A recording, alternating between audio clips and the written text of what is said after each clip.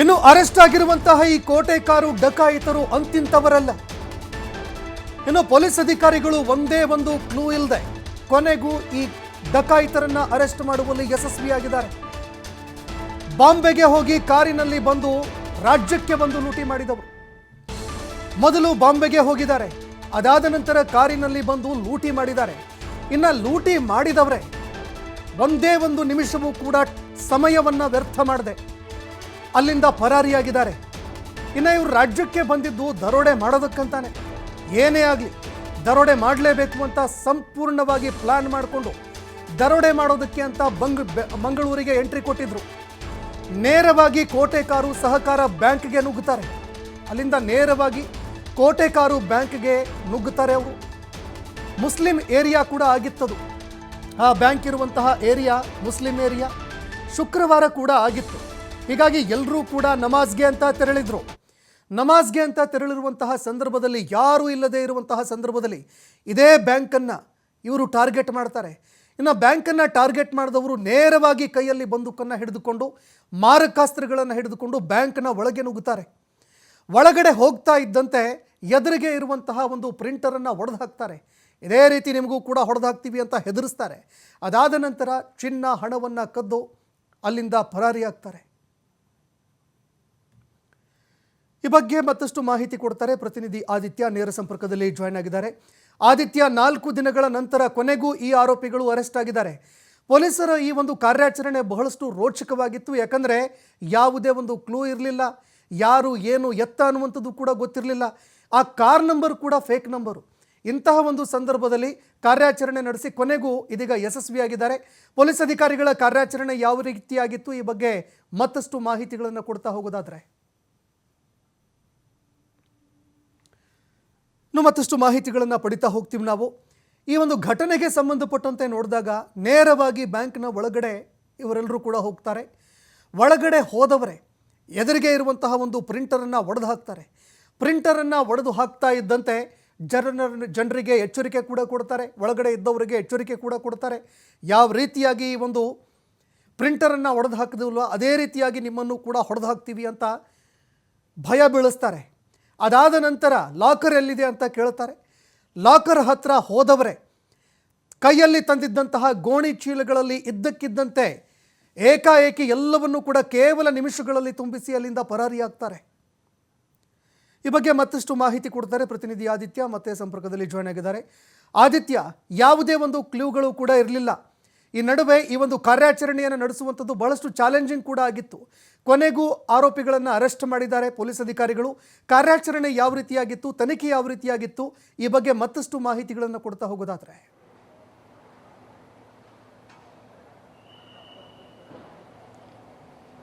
ಸಂತೋಷ್, ಕಡೆಗೂ ಈ ದರೋಡೆ ಪ್ರಕರಣಕ್ಕೆ ಸಂಬಂಧಪಟ್ಟಂತೆ 3 ಆರೋಪಿಗಳ ಬಂಧನವಾಗಿದೆ. ಈ ದರೋಡೆ ಪ್ರಕರಣ ಬಗ್ಗೆ ಕೇಳಿ ಇಡೀ ರಾಜ್ಯವೇ ಒಂದು ರೀತಿ ದಿಗ್ಭ್ರಮೆಗೆ ಒಳಗಾಗಿತ್ತು. ಮತ್ತು ಮಂಗಳೂರು ಭಾಗದಲ್ಲಿ ಇಂಥ ಒಂದು ದರೋಡೆ ನಡೆದಿರಲಿಲ್ಲ. ಸ್ವತಃ ಈಗ ಪೊಲೀಸ್ ಕಮಿಷನರ್ ಅನುಪಮ್ ಅಗರ್ವಾಲ್ ನಮಗೆ ಮಾಹಿತಿಯನ್ನು ನೀಡಿದ್ದಾರೆ. 3 ದರೋಡೆಕೋರರನ್ನ ಅವರು ಬಂಧನ ಮಾಡಿದ್ದಾರೆ. ಮುರುಗುಂಡಿ ದೇವರ್ ಅನ್ನುವಂಥವನು, ಮತ್ತೊಬ್ಬ ಪ್ರಕಾಶ್ ಅನ್ನುವಂಥವನು, ಮತ್ತೊಬ್ಬ ಮನಿವೇನನ್ ಅನ್ನುವಂಥವರು. ಇವರು ನಟೋರಿಯಸ್ ಕ್ರಿಮಿನಲ್ಗಳು, ದರೋಡೆಕೋರರು. ಮೂಲತಃ ಇದೊಂದು ಮುಂಬೈ ಗ್ಯಾಂಗ್. ಆದರೆ ಇವರ ಜಾಡು ಏನಿದೆ, ಇವರ ಹಿನ್ನೆಲೆ ಅನ್ನುವಂಥದ್ದು ತಮಿಳುನಾಡು. ಇವರು ಇಲ್ಲಿ ದರೋಡೆಯನ್ನ ಮಾಡಿ ತಮಿಳುನಾಡಿಗೆ ಎಸ್ಕೇಪ್ ಆಗಿದ್ದರು. ತಮಿಳುನಾಡಿಗೆ ಎಸ್ಕೇಪ್ ಆಗುವಂಥ ಹೊತ್ತಿನಲ್ಲಿ ತಿರುವೆನೆಲೈ ಅನ್ನುವಂಥ ಪ್ರದೇಶದಲ್ಲಿ ಇವರನ್ನ ಈಗ ಪೊಲೀಸರು ವಶಕ್ಕೆ ಪಡೆದಿರುವಂಥದ್ದು. ಈ ಪ್ರಕರಣದಲ್ಲಿ ಕೇವಲ ಇವರು ಮಾತ್ರ ಆರೋಪಿಗಳಲ್ಲ, ಇನ್ನೂ ಆರೋಪಿಗಳು ಇದ್ದಾರೆ. ಇನ್ನೊಂದು ಕಾರು ಬಳಕೆಯಾಗಿದೆ. ಹಾಗಾಗಿ ಈಗ ಇವರನ್ನ ವಶಕ್ಕೆ ಪಡೆದಂತಹ ಹಿನ್ನೆಲೆ ಇವರಿಂದ 2 ಗೋಣಿ ಚೀಲಗಳನ್ನ ಪೊಲೀಸರು ವಶಕ್ಕೆ ಪಡೆದಿದ್ದಾರೆ. ಒಂದು ರಿವಲ್ವರ್, ಒಂದು ತಲ್ವಾರನ್ನ ಕೂಡ ವಶಕ್ಕೆ ಪಡೆದಿರುವಂಥದ್ದು. ಇವರು ಮುಂಬೈ ಗ್ಯಾಂಗ್ ಆಗಿದ್ದಂತಹ ಹಿನ್ನೆಲೆಯಿಂದ ಪೊಲೀಸರು ಮೊದಲಿಗೆ ಮುಂಬೈಗೆ ಒಂದು ತಂಡವನ್ನ ಕಳಿಸಿದ್ರು. ಅಲ್ಲಿ ಮಾಹಿತಿಯನ್ನ ಪಡೆದು, ಅಂದ್ರೆ ಈ ಗ್ಯಾಂಗ್ ಬಗ್ಗೆ ಮಾಹಿತಿಯನ್ನ ಪಡೆದು, ಇವರ ಚಲನವಲನಗಳ ಬಗ್ಗೆ ಮಾಹಿತಿಯನ್ನ ಪಡೆದು ಇವರು ಎಲ್ಲಿಗೆ ಎಸ್ಕೇಪ್ ಆಗಬಹುದು ಅಂತ ನೋಡಿದ ಸಂದರ್ಭ ಇವರು ಕೇರಳಕ್ಕೆ ಹೋಗಿ ಅಲ್ಲಿಂದ ತಮಿಳುನಾಡಿಗೆ ಎಸ್ಕೇಪ್ ಆಗುವಂಥ ಪ್ರಯತ್ನದಲ್ಲಿ ಇದ್ದಂಥ ಸಂದರ್ಭದಲ್ಲಿ ಈಗ ಇವರನ್ನ ವಶಕ್ಕೆ ಪಡೆದಿರುವಂಥದ್ದು. ಇನ್ನುಳಿದ ಆರೋಪಿಗಳಿಗೂ ಕೂಡ ಕಾರ್ಯಾಚರಣೆ ಅನ್ನುವಂಥದ್ದು ಮುಂದುವರೆದಿದೆ. ಈ ಆರೋಪಿಗಳನ್ನ ಈಗ ಮಂಗಳೂರಿಗೆ ಕರೆದುಕೊಂಡು ಬರುವಂಥ ಸಾಧ್ಯತೆಗಳು ಕೂಡ ಇರುವಂಥದ್ದು.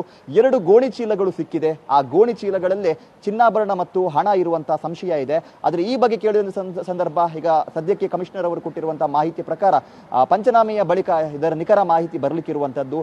ಇದರ ಅರ್ಥ ಬಹುಪಾಲು ಏನು ರಿಕವರ್ ಆಗಿಲ್ಲ.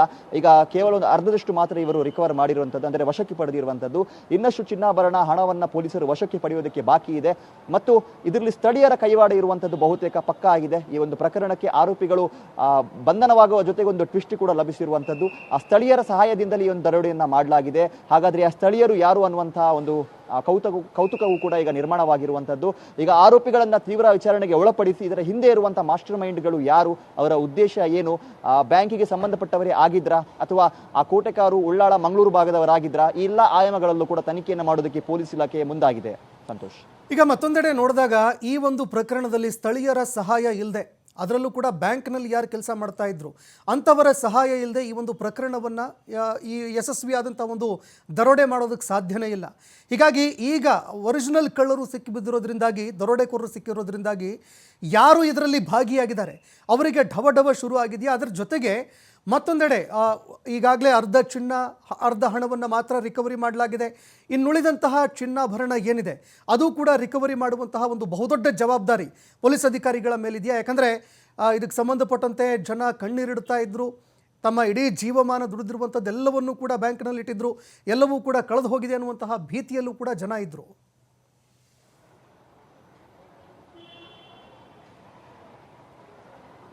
ನಿಜಕ್ಕೂ ಕೂಡ ಸಂತೋಷ್, ಅದೆಷ್ಟೋ ಜನರ ಬದುಕು ಮತ್ತು ಭವಿಷ್ಯದ ಒಂದು ವಿಚಾರ ಇದು.